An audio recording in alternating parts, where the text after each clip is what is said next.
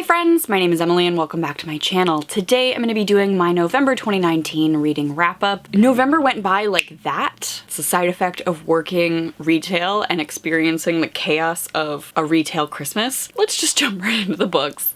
The first book I read was Sick Kids in Love by Hannah Moskowitz. So this came out on November 5th. I was sent an advanced reader copy by Entangled Teen in exchange for an honest review. So this is an own voices story about a teenager with arthritis who meets a boy with something else. I can't remember what he has. It's something that, like, Jewish folks have a high percentage of getting. Isabella's our main character, and she has a lot of folks in her life who are not sick. Her dad is a doctor, and he, I guess, doesn't view her as sick, or he tries not to put her in this, like, sick box, and so he doesn't support her need to investigate mobility aids, for example. And her friends don't seem to get it either. Like, they plan this big ski trip, and they're like, yeah, well, like, we're gonna go to this beautiful ski lodge, we're gonna spend the whole day skiing, you know? And she's like, I can't do that. Like, I can't do that, but I don't want to be the party pooper. Her friends just don't think about planning activities that she could do because they're all not sick. And then so she meets Sasha, who is sick and whose family is just like totally casual about it. They're like, yep, you're sick, you're whatever, today you feel like you're dying, cool. And like they're very open about it, and Isabel and Sasha can relate quite a bit. And Sasha, because he's also sick, can look at Isabel and be like, hey, like, we're all standing on a subway, we look young, but you need a seat. I can see that you need a seat. And so he will advocate for her. It was an interesting read. I mean, like, the surface plot, it's just literally what it says on the tin, two sick kids in love. The ideas are interesting and important, and I think if you're looking for a cute, fun read where they don't die in this one, which I think is super important as well, it's like the rubbernecking, right? Like, I feel like oftentimes able-bodied folks, well folks, read sicklit for that car crash moment, right? I think part of the appeal of The Fault in Our Stars is that you're getting yourself into a tragedy. You're going to cry. So I love that in Sick Kids in Love, they don't die. The next book I read was for a book club, and that is Gideon the Ninth by Tamsyn Muir. So I have mixed feelings about this book. It is an immersive fantasy about a lesbian named Gideon who is in this like ninth,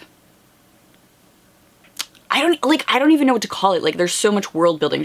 They're off on their own planet. They have this very specific necromancer death culture happening that involves like face paint and a lot of like visible performance in this religion or this magic cult. I don't know what to call it really. They are basically invited to the Hunger Games of necromancer training, earning. Gideon is blackmailed into attending this Hunger Games of necromancer kingliness by Harrowhark, who is the leader of the ninth death cult. So they go to this really old mansion and it's just full of doors, and one of the monks, or yeah, I guess he's kind of a monkly figure. One of the monks there is like the game master. He's like, you can enter any door that is open to you. And like, you have to solve these puzzles to earn your necromancer badge? I don't know. The author is clearly insane, says Warren Ellis. This is like the Zooey Deschanel of books. The gothic Zooey Deschanel of books. It's definitely weird and wacky and gory and like super immersive. It is a super immersive sci-fi fantasy piece. So immersive, in fact, that when I started reading it, I thought I had made the mistake and picked up a sequel. Turns out this is the first book. There is a sequel coming out. It just like threw you right in the middle of this weird necromancer, space, politics, Hunger Games brouhaha that the first 100 pages were a slog to get through. And like everyone in the book club agreed. They were like, holy mother of God. What did Emily get us into? Because I was like, hey, lesbian necromancers in space. That sounds weird and wacky. We should definitely check that out. And like the first 100 pages before they like actually get into the like Hunger Games-y earn your head necromancer badge challenge mystery stuff. Before they get into that, I feel like it's like reading some of the appendixes to Lord of the Rings, where it's just like so much lore that is not based in any reality that you've encountered before, that you're like, what do I do with this information? I have zero context for all of this stuff. I don't know that I would recommend it. I probably would have honestly put it down within like the first 100 pages somewhere before it had picked up if I hadn't been reading it for a book club. But saying that, I am really excited for the sequel. The next book I read was Strange Weather in Tokyo by Hiromi Kawakami. This I actually mentioned in my recent book haul. I was sent this by Osusume Books in exchange for an honest review. Osusume Books is a subscription service that helps folks discover new Japanese fiction in translation. The more information and feedback you give them, the better the personalized recommendation you will receive. So when they contacted me, I was like, yeah, I've read some Haruki Murakami, don't love how he treats women. So I told them that I would love to read texts by women or texts about messy family relationships and so I received Strange Weather in Tokyo, which is the story about a slow burn, unlikely romance, May-December romance between a student and her former teacher. So she's like in her 30s, she's alone, she works her day job, she doesn't really have any friends, but every night she goes to this bar and she realizes that one of the guys who also frequents this bar is her teacher. So like way back in the day, this guy was her teacher. There's nothing like weird or icky about it. It's just two adults meeting way later in life, and they develop this friendship. They eat together, they drink together. They're at different places in their life, but also both of them are very alone and isolated, and so they sort of end up leaning on each other as they develop this very intimate friendship and then eventually romance. If you love character studies, the writing is so beautiful. Even though like nothing was happening, I couldn't put this book down because I wanted to stay in this really like cozy space. The book is like a hug. In the haul, I will link above, I also ended up picking up another book by Hiromi Kawakami because it was translated by Alison Markin Powell. If you want a beautiful read, definitely check out Strange Weather in Tokyo. If you are interested in Osusume Books, give them a Google. Again, not sponsored, just I really enjoyed this experience, and it was a book that like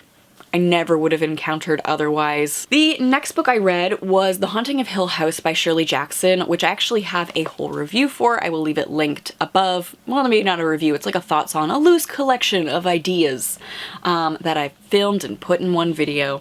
So this is the book that my patrons voted on for the month of November. I asked them to help me choose my first Shirley Jackson novel. I enjoyed this, and it has me thinking about the horrors of being a woman in a specific time. Like domestic horrors are a big thing here, and if you want to hear my thoughts on it, I'm going to link it above. The next book I read was Radio Silence by Alice Oseman. So this is a book that I have seen, I can't remember her name, Cait. She's like younger, she does a lot of hate to read videos, like I think she's read Twilight and 50 Shades or Anna Todd's After or whatever. This is a book that she kept mentioning. It is a piece of YA, and given how critical and smart she is about the trash that she reads for her channel, I was really excited to pick this up, and it ended up being a really good read. I also found it really hard to put down.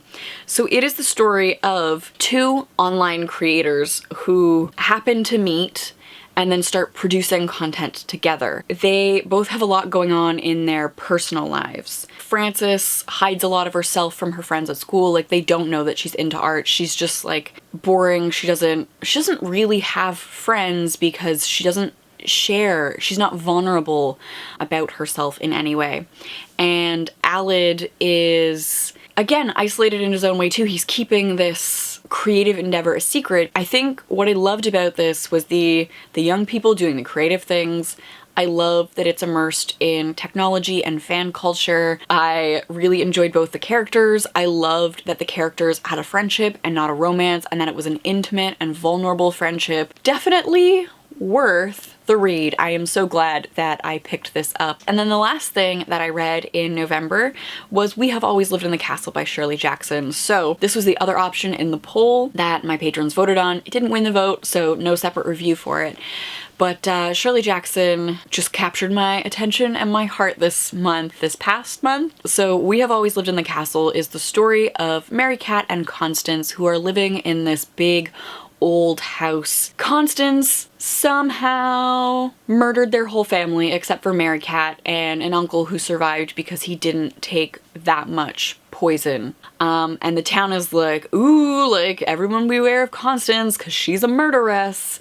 Nobody can prove it, but she's a murderess, right? They are super isolated, and Mary Cat is wild, and she has all of these rituals about keeping them safe. I don't want to diagnose, but it almost feels like certain accounts of OCD. Part of the thing that I really liked about We Have Always Lived in the Castle was the horror of the domestic. Like, these sisters live in this giant house. They have to clean a little bit every day because the house is so big. And if you think about like life for a woman in the 40s to 60s, they are the domestic goddess. They do domestic labor. That is their job. How horrifying if you have other interests, you have other pursuits. In many ways, we could read Mary Cat as an artist. We could read Constance as an artist. So I think the horror there is the domestic, and I'm curious to continue to explore this in Shirley Jackson's work and other works by women. So those are the books that I read in the month of November. Let me know your thoughts in the comments down below. I'm very much looking forward to hearing from you. Before we go, we have to thank my patrons.